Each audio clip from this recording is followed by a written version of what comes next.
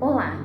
Devido a todo esse problema de coronavírus, pandemia, ainda estamos fazendo esse encontro assim, da forma virtual, mas que os nossos corações possam estar juntos, com muita energia, desejando o bem para a humanidade, o bem para o nosso planeta, para o nosso país, para a nossa cidade e para nós mesmos. Então convido a todos a fechar os olhos, endereçar os nossos sentimentos e as nossas súplicas à espiritualidade maior, pedindo que abençoe este trabalho, que restaure as nossas forças, a nossa fé e a nossa esperança para enfrentar estes momentos. Que assim seja. Hoje eu vim conversar com vocês a respeito de um tema muito instigante, que é o amor. A transformação pelo amor. Qual a importância desse sentimento na nossa vida? Para iniciar o assunto, eu vou ler um trecho da carta de Paulo aos Coríntios, da primeira carta de Paulo aos Coríntios, que é muito conhecido. Vamos lá. Ainda que eu falasse a língua dos homens e a língua dos anjos, sem amor eu nada seria. Seria como um metal que soa ou como um sino que tine.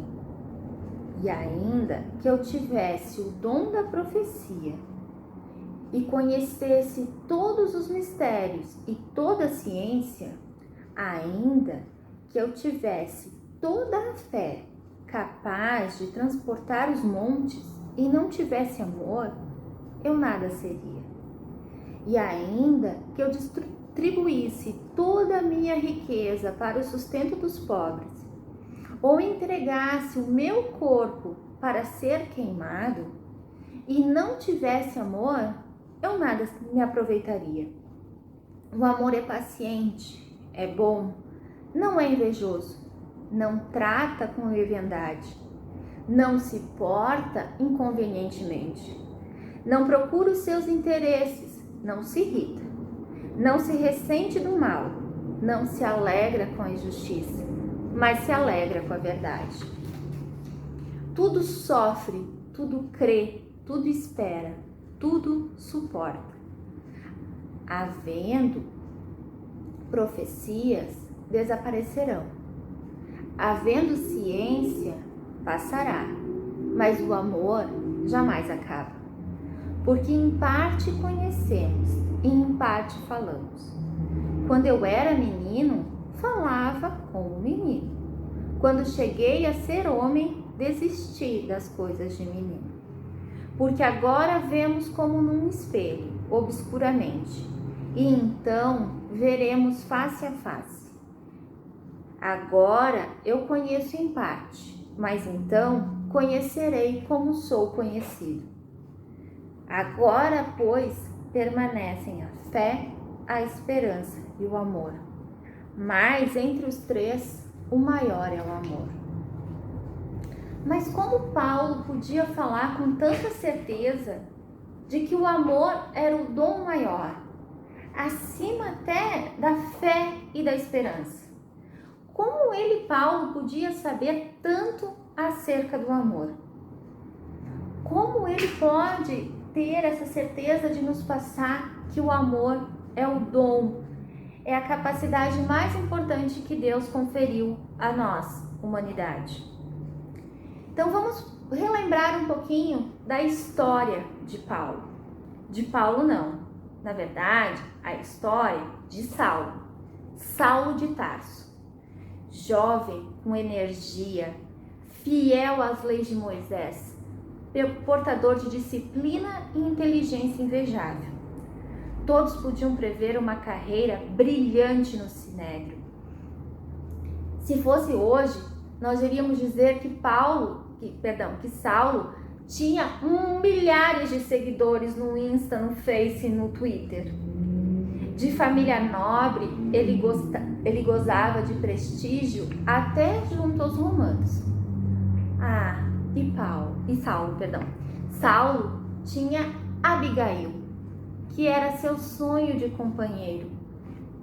E segundo ele, o coração do seu cérebro. Moça amorosa, sim, mas seguidora e fiel às leis mosaicas e confiante em Deus. Para o enlace definitivo, só faltava Abigail encontrar seu irmão perdido, que fora condenado pelos romanos. Então surge na vida de Saulo os seguidores de Jesus Cristo, humilde carpinteiro que já havia sido julgado e condenado à crucificação. Desafiavam as leis. Saulo foi à casa do caminho avaliar o quão maléfica poderia ser a influência daqueles seguidores do Cristo. E naquele dia, quem estava pregando? Estava pregando um jovem, maltratado pelo tempo, é certo, mas com uma mente e uma inteligência brilhante. E apresentava um olhar de candura, de serenidade, de paz, que Saulo jamais havia encontrado. E o que ele falou? O que Estevão falou balançou, mexeu com Saulo. Ele falava sobre o Messias, que o Messias já havia vindo, que o Messias era Jesus Cristo, que viera salvar a humanidade, não pela espada, não pela luta, não pela guerra, mas pelo amor e pela doçura. Saulo, então, tenta contestar Estevão, mas este se nega a qualquer discussão. Saulo considera-se profundamente ofendido, porque ele tinha certeza que se ele fizesse um embate de ideias com Estevão, ele ganharia, porque ninguém jamais havia ganhado da sua inteligência e da sua capacidade de convencimento. Então, Saulo, com seu orgulho ferido, inicia uma campanha implacável contra os seguidores do caminho, com especial aversão a Estevão. Apesar de Gamaliel, seu mestre, dizer: Saulo, calma, vamos pensar melhor. É certo, eles desafiam as leis de Moisés, mas olhe, eles também fazem um bem que nós ainda não fazemos.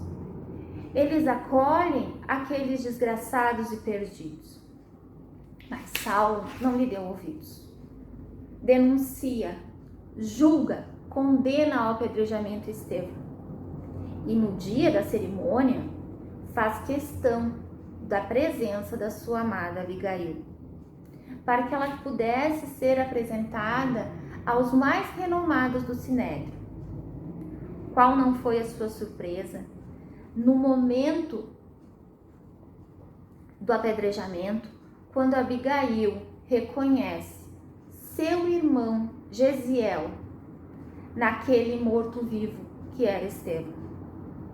Estevão era, na verdade, irmão de Abigail, Gesiel, que estava perdido. Ainda dá tempo para Estevão se despedir da irmã, endereçar pensamentos de amor e de perdão a Saulo. Porém, este, com o coração enrijecido pelo orgulho, não poderia aceitar nenhuma ligação do seu nome com qualquer um dos seguidores de Cristo, com qualquer um dos seguidores do Mestre Nazareno. Então, afasta-se de Abigail, que retorna para casa, enquanto Saulo fica entregue às chamas da sua consciência. Não podia se livrar daquele Messias que povoava os seus pensamentos. Não podia esquecer os olhos de Estevão, tão serenos, mesmo no momento do apedrejamento. Não podia esquecer do olhar amoroso, do olhar doce de Abigail. Por que aquilo não lhe saía dos pensamentos? Aquele mestre nazareno o perseguia. Depois de tanta angústia, Saulo se rende à saudade. Vai em busca de Abigail, disposto a abrir uma exceção na retidão dos seus princípios, abrir uma exceção na força das suas convicções para aceitar Abigail, desde que ela abraçasse com veemência as leis de Moisés. Mas qual não foi a surpresa quando Saulo encontra Abigail muito doente, à beira da morte, e pior ainda, também convertida ao Cristo. Que é isso? Esse nazareno lhe rouba tudo. Lhe rouba a paz, lhe rouba o amor, lhe rouba Abigail. Então Saulo vai em direção a Damasco para se vingar de Ananias, que foi quem corrompeu a fé de Abigail. Após alguns dias de dificuldade no deserto, porém as dificuldades maiores ou as dores mais pesadas estavam dentro do coração de Paulo, que se sentia perseguido por esse mestre nazareno. Então ele vê uma luz muito brilhante se aproximar dele, e dentro dessa luz pode observar o Mestre Jesus, com seus olhos de amor, com a sua energia de paz, e faz a conhecida pergunta: Saulo, por que me persegues? E a partir daí, Saulo tem a certeza que Jesus é sim o Messias enviado por Deus.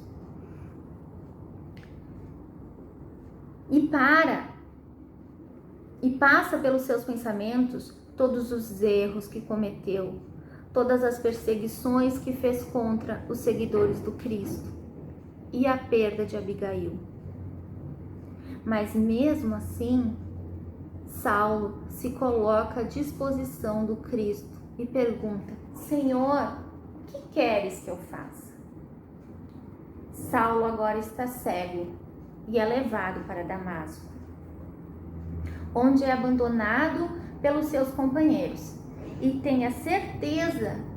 os companheiros têm a certeza de que ele está sofrendo de uma terrível e irremediável enfermidade mental. Então, quem vem a seu socorro? Ananias, que lhe restaura a visão e lhe ensina as primeiras lições do Evangelho do Cristo. A partir daí, Saulo vira Paulo e passa de perseguidor a servo fiel do Cristo, a ponto de ser recepcionado pelo próprio Cristo no momento da sua entrada na vida espiritual. Então, é por isso que Paulo sabe o valor do amor. Pois se na sua juventude, associada com a sua fé, com a sua disciplina, com a sua inteligência, com a sua energia, tivesse se deixado contaminar pelo amor, a sua vida poderia ter sido diferente. Os seus sofrimentos poderiam ter sido muito menos intensos. Se tivesse seguido o conselho do mestre Gamaliel e compreendido Estevão, se não tivesse seguido a rigidez do seu coração, a rigidez do seu raciocínio ante a doçura, talvez não tivesse empreendido uma campanha tão intensa contra os cristãos. Talvez pudesse ter sido contagiado pela boa nova do Evangelho do Cristo. Talvez poderia ter passado a vida ao lado da sua amada Abigail, junto com Estevão. Poderia tê-lo considerado como irmão e viver a vida pregando o Evangelho de Jesus, com dificuldade, sim, mas com a doçura do amor dos companheiros. Assim, Paulo diz que maior até que a fé, mesmo aquela que fosse forte o suficiente para transportar montanhas, se não tivermos o amor, nada me adiantará. Se partirmos do conceito que fé é fidelidade, é relacionamento com Deus, só se pode ser fiel a quem se ama. Quando ele diz que ainda que eu falasse a língua dos homens ou a língua dos anjos, nada disso me adiantaria, porque não adianta as mais belas palavras pensadas, decoradas, se não tiver nenhum sentimento por trás. Ao contrário, palavras às vezes muito simples, ou então nenhuma palavra. Basta um olhar de carinho, de amor, para que a gente possa se sentir consolado. Então, o amor, ele tem uma força irresistível. Ninguém resiste à força do amor. A gente pode até lutar contra por um momento, mas todos serão arrastados pelo magnetismo do amor. Ele chama a atenção que o amor é o tradutor da vida. Agora vemos em parte, como num espelho, porque somente com os olhos do amor percebemos o outro. E ao perceber o outro, entendemos o outro. E ao percebermos o outro e entendermos o outro, é que percebemos a nós mesmos e ao mundo. São Francisco disse certa vez, segundo o Espírito Miramês, a vida é um mistério que somente nos é revelado pelo amor. Aquele que ama pode enxergar muito além do que aquele que ainda não desenvolveu essa virtude. Porém, o amor, ele é ativo. Ele precisa de atividade, de perseverança, de empenho. Não é somente um momento de entusiasmo, pois muito mais importante do que receber é o dar-se. E qual seria a causa? E qual seria a origem do amor? O amor tem a sua causa, a sua origem naquilo que é a causa primária de todas as coisas, que é Deus, o nosso Pai maior. Deus é amor. Sua lei, a lei divina, a lei universal, a lei da natureza, é a lei do amor. Então, fica o convite. Vamos atravessar o nosso próprio deserto. Vamos fazer o nosso próprio caminho de Damasco e encontrar Cristo e procurar desenvolver em nós o amor. Porque acima da fé, da esperança,